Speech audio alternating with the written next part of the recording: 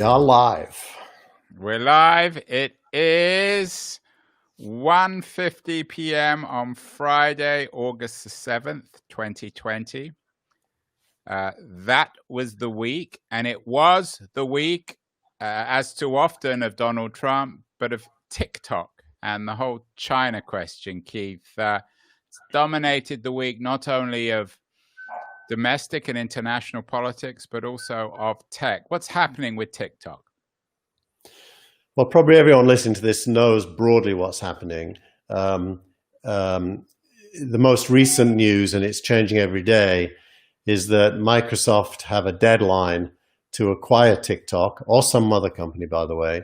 And a few days after that, Donald Trump plans to ban them, which will be interesting. I don't know how he's going to stop my 13-year-old using it, but we'll see. Maybe there'll be a knock on the door with the TikTok brigade. But your boys are badly behaved generally. I mean, very, very briefly, Keith, for non-insiders like myself, what is TikTok? What's the big deal about it? Well, this is the weird thing. TikTok's a consumer app, not unlike Instagram, but with some very specific features. It makes it really easy for people to take videos of them performing, speaking, whatever. And they're short videos. They're typically either funny or they're entertaining, and some of them are educational. And it's so good at doing that, and so good at delivering the stream to a viewer who can, a bit like Match.com, you can flick to the next one if you don't like it. It's truly good quality stuff made by amateurs, which I know goes against the grain for Andrew Keen, but it is actually good stuff for the most part. Or they're good at filtering out the bad stuff. Maybe that's what they do. What is it? But is it like Instagram? So you follow people and you get followed and all that stuff? You don't follow people. Actually, what happened, you can find people, but what happens is they figure out what you like based on your flicks. And it just gives you an endless stream of stuff that you're likely to like. My wife, who is not prone to this, can spend 1 or 2 hours on it because it's sufficiently engaging. And she's an English lit major, so it's not low life. It's genuinely. So why aren't we broadcasting on TikTok? You can't. Is it real time?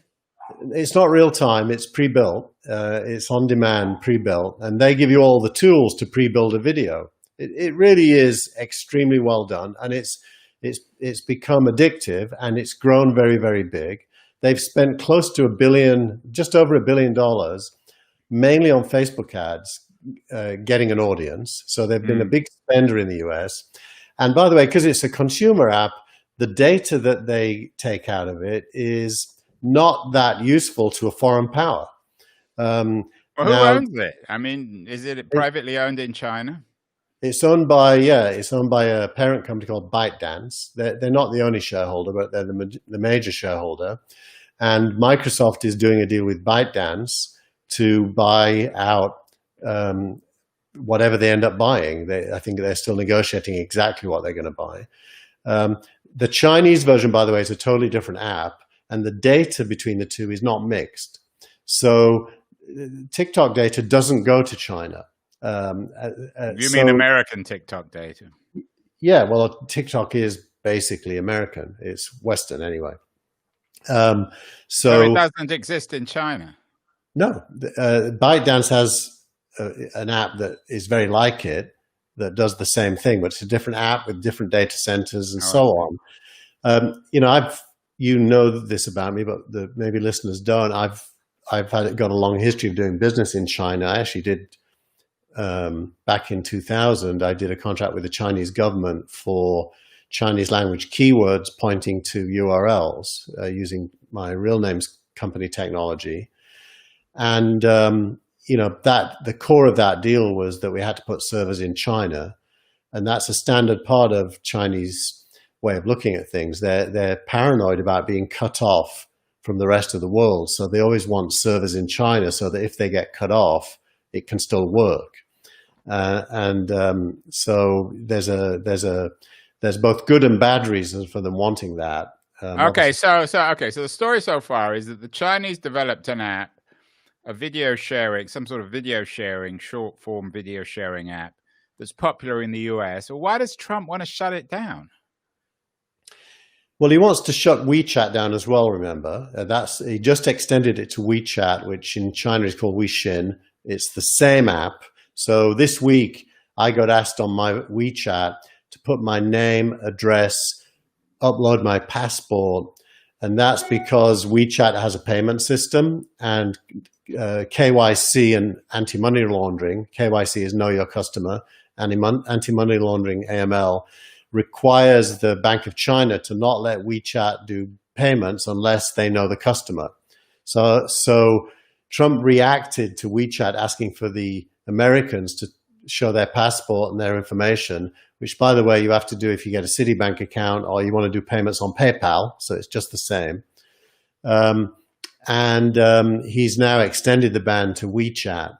And so this is a general balkanization of the internet that Trump is now on board with. He's basically saying America is sovereign and you can't ask my citizens to do anything. Now, the irony... why is he doing that? Did he have a bad Chinese meal or something? Well, we all know about the broader context, right? There's a trade war with China, and he's trying to leverage everything he can get into deal points in his discussions with them. He's squeezed Huawei for a long time.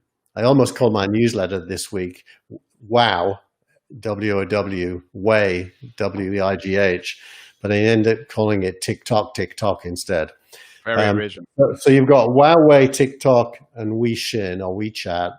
So this is an American-led, or most of us Americans won't agree with it. So it's a Trump-led. But I'm not American. So. Assault on. Are you American, Keith? I actually am American. Yeah. Don't look it. Okay, so I mean, this. I don't know what to say. This is ridiculous. So he's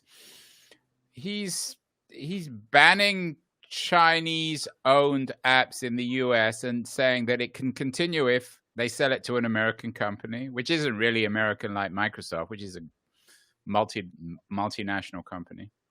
Well, and there's also an asset seizure component of that, because he's also saying if Microsoft do buy it, the sellers should pay the US government money, which I don't know what the logic behind that is, unless they pay tax in America, in which case they will pay money. But other than that, there's no reason why that should happen. So this is really nationalism and globalism clashing. The internet is inherently global, as we know. The whole point of it isn't in China, isn't in Russia, isn't in Iran. It isn't really in America. It isn't in Europe either. I mean, actually, even I've been in China a lot. Anyone savvy can make the internet global. You just have to use tunnels and VPNs, but it's completely doable. Well, there's a lot of things doable, but most people, firstly, it's illegal, and secondly, most people aren't going to do it.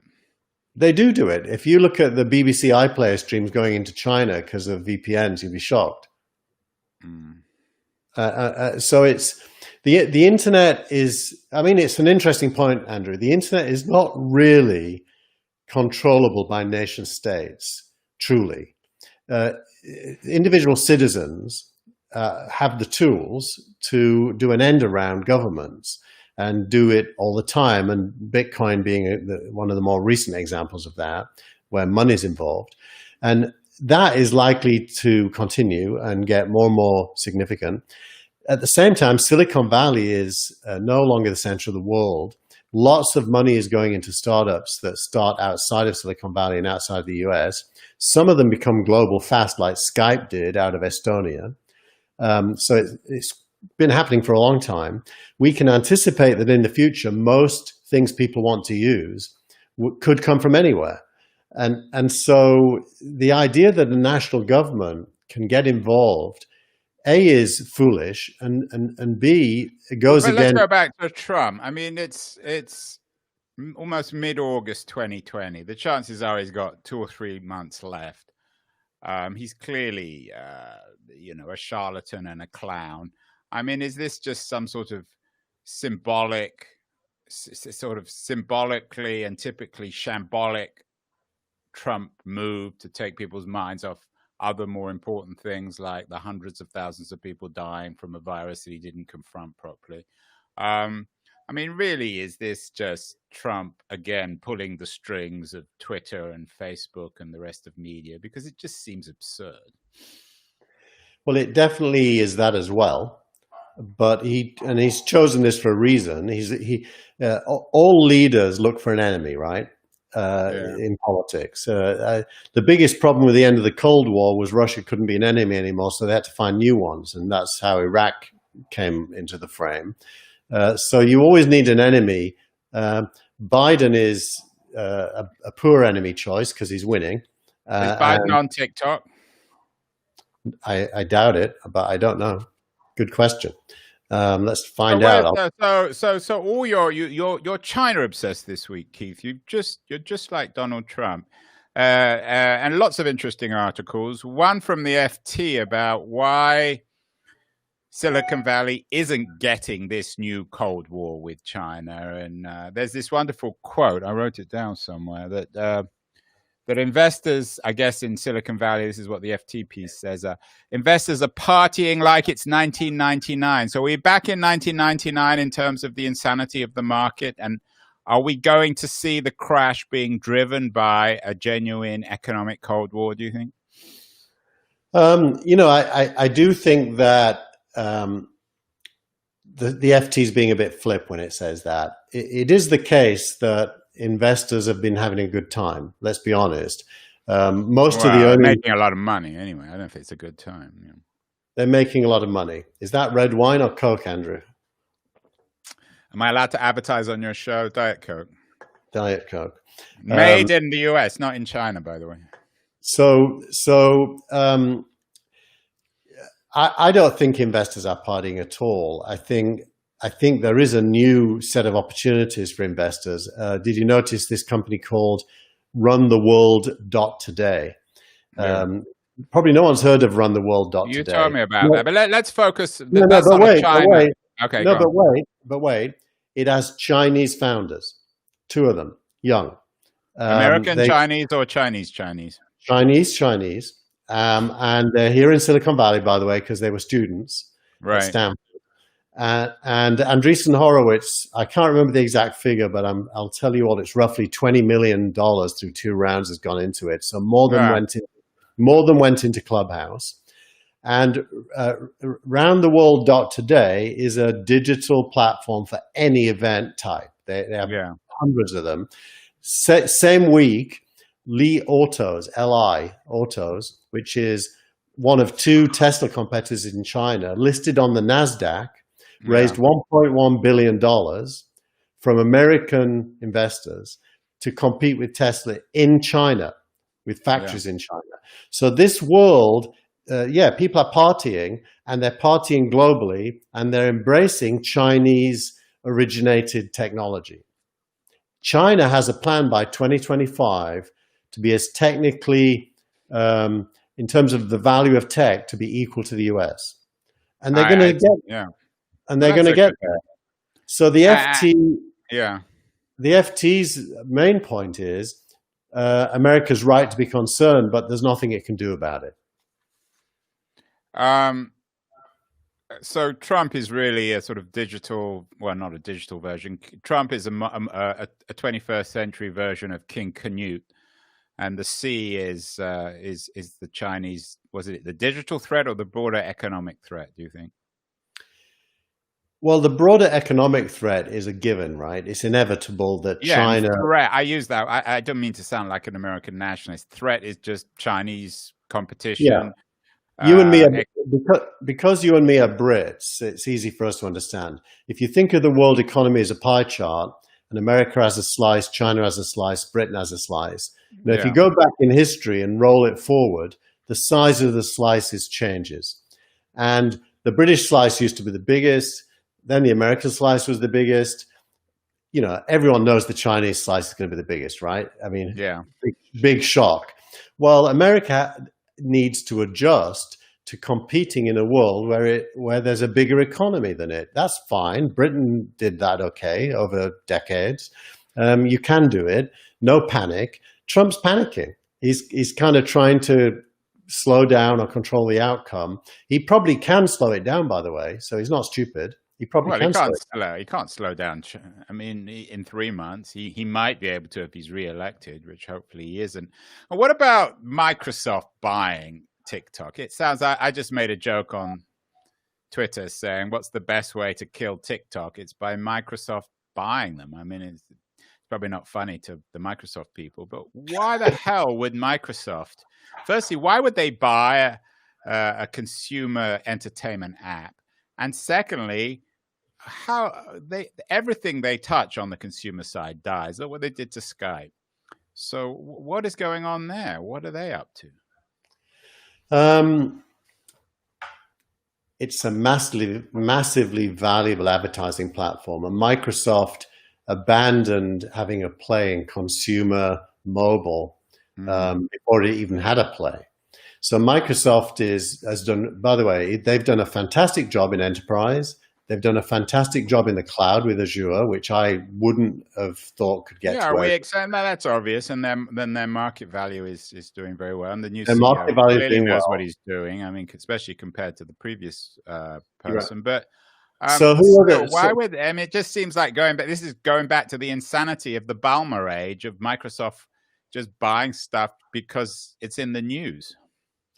I think if I was Microsoft, by the way, there's two failures in consumer internet. One is Microsoft, the other is Google.